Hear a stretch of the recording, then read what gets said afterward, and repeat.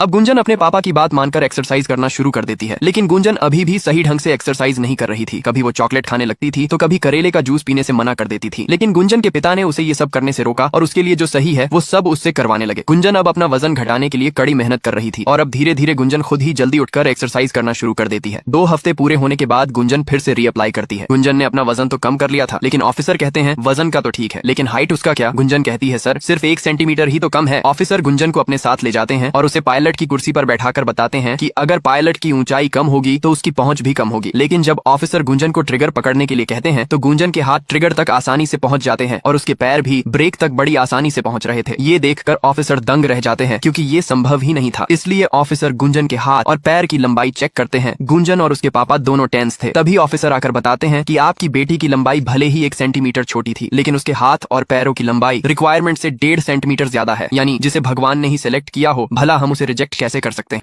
अब गुंजन की ट्रेनिंग शुरू हो जाती है। एयरफोर्स में पायलट बनने से पहले उन्हें आर्मी की तरह ट्रेनिंग दी जाती है ताकि वो सब दुश्मन का डटकर सामना कर सके और अगर कुछ हो जाए तो वो अपने साथियों की मदद भी कर सके। गुंजन जल्द ही हेलीकॉप्टर उड़ाना भी सीख जाती है और कुछ दिन बाद गुंजन की ट्रेनिंग भी पूरी हो जाती है और अब वो एयरफोर्स में पायलट बन जाती है। गुंजन के मम्मी और पापा बहुत खुश थे। गुंजन अपने एयर बेस पर जाने के लिए पैकिंग कर रही थी और वो बहुत एक्साइटेड थी, लेकिन तभी गुंजन का भाई कहता है गुंजन देख, जैसी दुनिया तुझे पापा ने दिखाई है वैसी दुनिया है नहीं। गुंजन का भाई कहता है ये फोटो में क्या दिख रहा है? गुंजन कहती है मेरी बैच के 11 पास आउट। गुंजन का भाई कहता है नहीं, इसमें 10 आदमी है, बाकी तुम समझदार हो। मैं क्या कहना चाहता हूँ, ये एयरफोर्स लड़कियों के लिए नहीं है। गुंजन अपने भाई की बातों पर ध्यान नहीं देती है, लेकिन सच में उसे बड़ी मुश्किलों का सामना करना पड़ेगा। गुंजन की पोस्टिंग उधमपुर एयरबेस पर होती है और पोस्टिंग के पहले वहाँ के जो इंचार्ज ऑफिसर थे वो अब सभी एयरफोर्स के जवानों को कहते हैं आज से सभी अपनी जिप को ऊपर रखना, अपना 6 पैक मत दिखाना और अब से ना गाली गलौज और ना ही दीवारों पर तुम्हारी हुस्न परियों की फोटो लगेगी। सारे जवान कहते हैं हम पर अत्याचार क्यों कर रहे हैं। तभी उन्हें बाहर शोरगुल सुनाई देता है और जब वो बाहर देखने जाते हैं तब उन्हें पता चलता है कि गुंजन मेंस टॉयलेट में घुस गई थी, जिस वजह से हंगामा मचा हुआ था। ऑफिसर सबको बताते हैं यही है वो बड़ा बदलाव, इस एयरबेस की पहली महिला पायलट गुंजन सक्सेना। रिपोर्टिंग के समय सर कहते हैं आते ही हंगामा मचा दिया। गुंजन कहती है इमरजेंसी थी सर, मैंने बहुत जगह ढूंढा लेकिन कहीं पर लेडीज टॉयलेट मिला ही नहीं। सर कहते हैं कहाँ से मिलेगा जब लेडीज टॉयलेट है ही नहीं। गुंजन कहती है क्यों सर? वो कहते हैं क्योंकि ये जगह लड़कियों के लिए बनी ही नहीं है। गुंजन ये सुनकर थोड़ा सा उदास हो जाती है, लेकिन ये पहला साल था जब लड़कियों को भी एयरफोर्स में शामिल करने का सरकार ने आदेश दिया था। इतनी जल्दी ये सारे बदलाव संभव नहीं था, लेकिन गुंजन को एक नई सोच विकसित करने के लिए यहाँ पर बहुत सी परेशानियों का सामना करना पड़ेगा। रास्ते में सर गुंजन को ट्रेनिंग के लिए अगले 10 मिनट में चॉपर के पास पहुंचने के लिए कहते हैं। गुंजन जल्दी से ट्रेनिंग वाले कपड़े लॉकर से निकालती है, लेकिन वहाँ पर कहीं भी कपड़े बदलने के लिए महिलाओं के लिए अलग से व्यवस्था नहीं थी और हर जगह के रूम भरे हुए थे। गुंजन भाग करके कई कमरे चेक करती है, लेकिन कुछ भी नहीं होता और उसे मजबूरी में भागकर अपने रूम में जाकर कपड़े चेंज करने पड़ते हैं, जिसकी वजह से वो लेट हो जाती है और हेलीकॉप्टर उड़ जाता है, जिस वजह से सीनियर ऑफिसर गुंजन पर गुस्सा हो जाते हैं और गुंजन की सारी उड़ानें रद्द करके उसे सजा के रूप में दिन भर एयरबेस के बाहर खड़े रहने की सजा देते हैं। रात को सभी लोग पार्टी कर रहे थे, गुंजन अकेली थी, इसलिए वो भी सभी के पास आ जाती है, लेकिन गुंजन के पास आते ही सभी लोग एक ना एक बहाने बनाकर वहाँ से चले जाते हैं। गुंजन लोगों से दोस्ती करना चाहती थी, लेकिन उसे देखते ही सभी लोग दूर भागने की कोशिश करते थे। चेंज रूम ना होने की वजह से गुंजन रोज लेट हो रही थी और उसकी ट्रेनिंग भी छूटती जा रही थी। इस बात से वो काफी परेशान थी, लेकिन उसे एक आइडिया आता है और वो 2 अलमारियों को खिसकाकर एक तरफ कर देती है और उन पर पर्दे चढ़ा देती है। कुछ लोग गुंजन का मजाक बना रहे थे कि वो अंदर जाके मेकअप थपोक रही होगी, लेकिन जब वो ड्रेस पहनकर बाहर निकलती है तो सभी के होश उड़ जाते हैं। गुंजन काफी समय से ट्रेनिंग ग्राउंड में बैठी थी, लेकिन काफी देर होने के बाद भी कोई भी पायलट नहीं आता है। तभी वहाँ पर सीनियर ऑफिसर आते हैं और कहते हैं आज तुम्हारे पायलट की तबीयत खराब है, इसलिए आज तुम्हारी ट्रेनिंग रद्द है। गुंजन को ये बात पता नहीं थी कि ये सब लोग उसके साथ जानबूझकर ऐसा कर रहे हैं, क्योंकि कमांडिंग ऑफिसर अपने वरिष्ठ अधिकारी से कहता है सर जी आप ये सॉर्टी कैंसिल करा दीजिए। कहीं ऐसा हुआ मैडम डर गई और रोने लगी तो मैं हेलीकॉप्टर को संभालूंगा या मैडम को? सीनियर ऑफिसर उसकी बात मानकर गुंजन को कहता है आज की सॉर्टी कैंसिल है क्योंकि तुम्हारे कमांडिंग ऑफिसर की तबीयत खराब है। गुंजन इस सबसे अनजान थी कि वो लोग उसके साथ जानबूझकर ऐसा कर रहे हैं ताकि उन्हें गुंजन के साथ ना जाना पड़े। जिस भी कमांडिंग ऑफिसर की ड्यूटी गुंजन के साथ लगती वो अपने सीनियर ऑफिसर को ये कहते थे कि वो लोग गुंजन के साथ नहीं जाना चाहते हैं और सीनियर ऑफिसर भी उन लोगों की बात मान जाता था और एक नए बहाने बनाकर गुंजन को कह देते आज की सॉर्टी कैंसिल है। गुंजन थक चुकी थी, जब से वो यहाँ पर आई थी उसे एक भी मिशन पर नहीं ले जाया जाता है। यहाँ पर उसे एक अजनबी की तरह ट्रीट किया जा रहा था, इसे वो धीरे धीरे टूटने लगी थी। कुछ दिन बाद जब सीनियर ऑफिसर सबसे ज्यादा देर तक चॉपर उड़ाने वाले ऑफिसरों के नाम की घोषणा करते हैं तो उस लिस्ट में गुंजन का नाम सबसे नीचे था। ये सुनकर दूसरे बड़े ऑफिसर गुंजन पर गुस्सा हो जाते हैं और गुंजन से पूछते हैं क्या तुम बीमार थी या छुट्टी पर? गुंजन कहती है नहीं सर। ऑफिसर कहते हैं तो तुम इस सूची में सबसे नीचे कैसे हो? गुंजन क्या बताती कि हर रोज कैसे उसकी सॉर्टी कैंसिल करा दी जाती थी। गुंजन कुछ नहीं बोल पाती। ऑफिसर कहते हैं आज पता चल जाएगा तुम यहाँ रहोगी या नहीं। अब वो गुंजन के खुद कमांडिंग ऑफिसर बनकर उसे चॉपर पर ट्रेनिंग के लिए ले जाते हैं। सर कहते हैं वायुसेना में खराब पायलट की जगह नहीं है। गुंजन कहती है सर मैं खराब पायलट नहीं हूँ। ऑफिसर कहते हैं वो तो अभी पता चल जाएगा कि तुम बहाना दे रही थी कि तुम सच में पायलट बनना चाहती हो। अब ऑफिसर गुंजन की परीक्षा लेने के लिए लिए चॉपर का इंजन फेल कर देते हैं और सारे कंट्रोल गुंजन को सौंप कर इमरजेंसी लैंडिंग करने के लिए कहते हैं। गुंजन थोड़ा नर्वस थी, लेकिन सर गुंजन को गाइड करते हुए कहते हैं सिर्फ लैंडिंग पर फोकस करो और कुछ नहीं। नीचे चारों तरफ पानी भरा हुआ था। तभी गुंजन को पीछे एक छोटी सी जगह दिखाई देती है। सर कहते हैं कि हमें उसी जगह लैंडिंग करनी है। गुंजन थोड़ा घबराई हुई थी, लेकिन ऑफिसर के इंस्ट्रक्शन और सपोर्ट की वजह से उसमें कॉन्फिडेंट आता है। अब गुंजन चॉपर को नीचे की तरफ ले जाती है और जब चॉपर पानी के पास पहुंचता है तब लैंडिंग के समय गुंजन सही से चॉपर पर कंट्रोल नहीं कर पा रही थी। उसके हाथ थोड़े कांप रहे थे।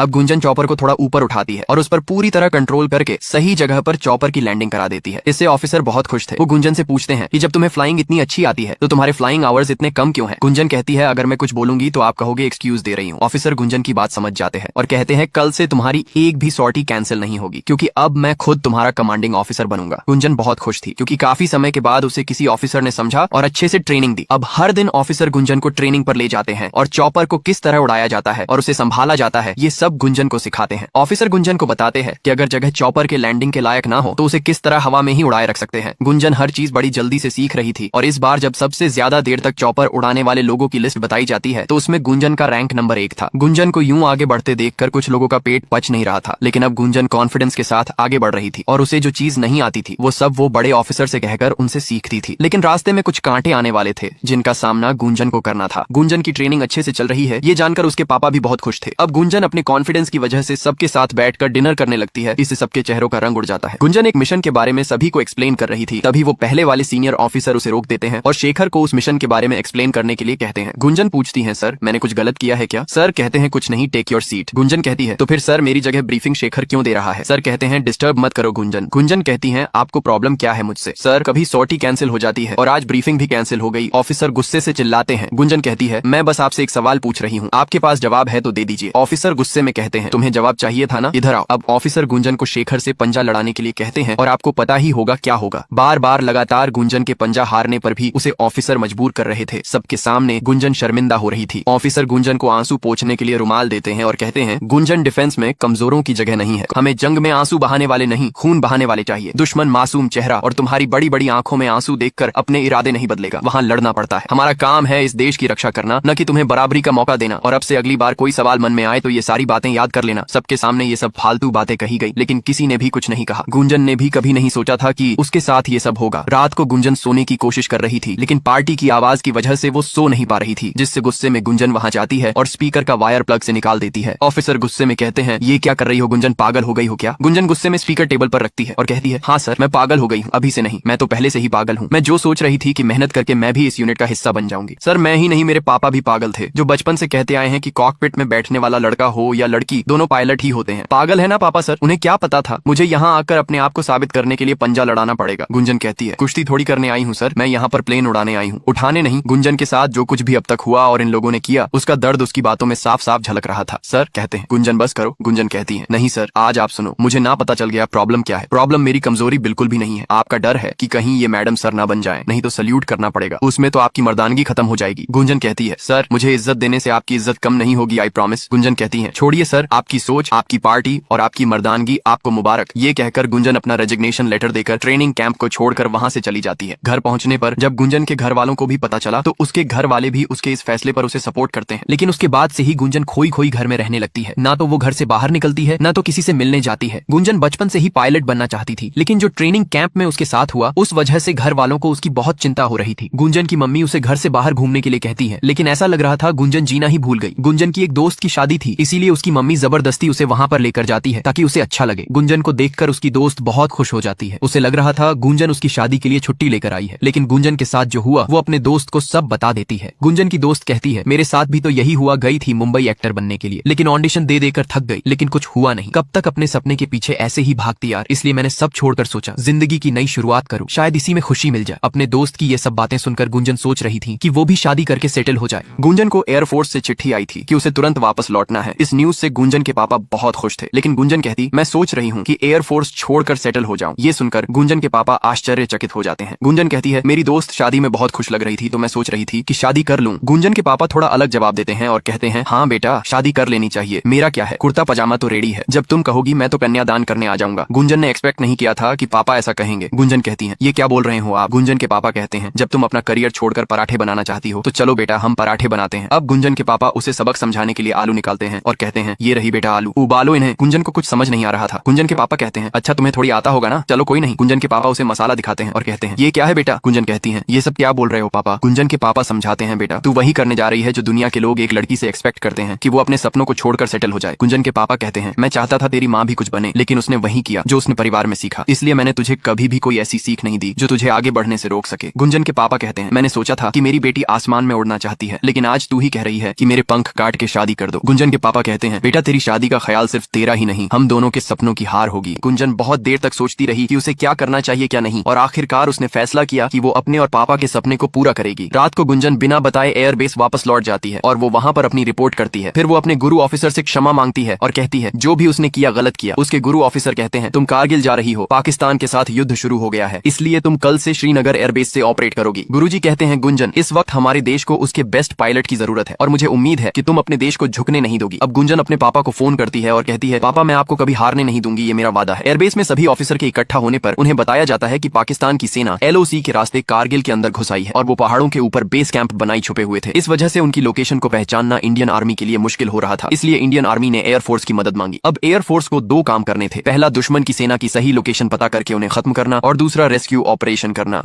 अब दो चॉपर पाकिस्तानी सेना के बेस कैंप पता करने के लिए जाते हैं, जिसमें से एक चॉपर में गुंजन भी थी और जल्द ही उन्हें पाकिस्तान आर्मी के बेस कैंप दिख जाते हैं। गुंजन एयरबेस को उनकी लोकेशन इन्फॉर्म करने वाली थी, लेकिन तभी दूसरे चॉपर पर हमला हो जाता है और वो क्रैश होने लगता है। गुंजन बेस से कनेक्ट करती है और उन्हें सिचुएशन बताती है। सीनियर एयरफोर्स अधिकारी कहते हैं कि वहाँ पर बहुत खतरा है, इसलिए मजबूरी में गुंजन को वापस लौटना पड़ता है। पूरे देश में ये खबर फैल जाती है कि एयरफोर्स का एक चॉपर दुर्घटनाग्रस्त हो गया और उसके दोनों पायलट्स को पाकिस्तान ने बंदी बना लिया है, लेकिन जो दूसरा चॉपर था वो बच गया। उस चॉपर को एक महिला पायलट चला रही थी। उस बात को न्यूज चैनल में बैठे लोग गरम मसाला बना लेते हैं। उनका मानना था कि पाकिस्तान महिला पायलट को पकड़ लेती तो न जाने क्या करती, और हम नहीं चाहते कि कोई दुश्मन हमारे माँ बेटियों को टॉर्चर करे। क्या देश में मर्द कम पड़ गए थे? न्यूज के प्रेशर के चलते मजबूरी में सीनियर ऑफिसर गुंजन को ऊधमपुर एयरबेस वापस लौट जाने के लिए कहते हैं। गुंजन के भाई भी वहीं पर थे। वो उसे कहते हैं, देख गुंजन, मैं जानता हूँ तुझे बुरा लग रहा है, लेकिन उनके ऊपर प्रेशर है, तू समझ। गुंजन कहती है, मैं यहाँ पर अपनी काबिलियत की वजह से हूँ और मैं यहाँ रहूंगी या नहीं ये मेरी काबिलियत के बेस पर डिसाइड होना चाहिए। अब गुंजन के लिए ये लड़ाई सिर्फ दुश्मनों से नहीं बल्कि कुछ लोगों की सोच के साथ भी थी। गुंजन का भाई उनमें से था जिसे लगता था कि महिलाएं अगर बाहर जाकर कुछ करती हैं तो शायद उन्हें इस पुरुष प्रधान समाज में बहुत सी मुसीबतों का सामना करना पड़ेगा। लेकिन गुंजन कहती है, भैया पहले अपनी सोच बदलो, क्या पता आपको देखकर समाज भी बदल जाए। इंडियन आर्मी की एक टुकड़ी किलो वैली की तरफ बढ़ रहे थे, तभी उन पर अचानक से ऊपर से हमला हो जाता है। पाकिस्तानी सैनिक पहाड़ों के ऊपर छुपकर इंडियन आर्मी पर हमला कर रहे थे, जिससे उस हमले में बहुत से हिंदुस्तानी सैनिक घायल हो जाते हैं। इसलिए उन्हें रेस्क्यू करने के लिए इंडियन आर्मी एयरफोर्स से मदद मांगती है। एयरफोर्स के ऑफिसर जल्दी से हेलीकॉप्टर तैयार करने के लिए कहते हैं, लेकिन तभी उन्हें पता चलता है कि जितने भी पायलट थे वो पहले ही मिशन पर जा चुके हैं। उनके पास अभी भी एक ऑप्शन बचा था और वो थी गुंजन। होक 1 में गुंजन के सीनियर ऑफिसर थे और होक 2 में गुंजन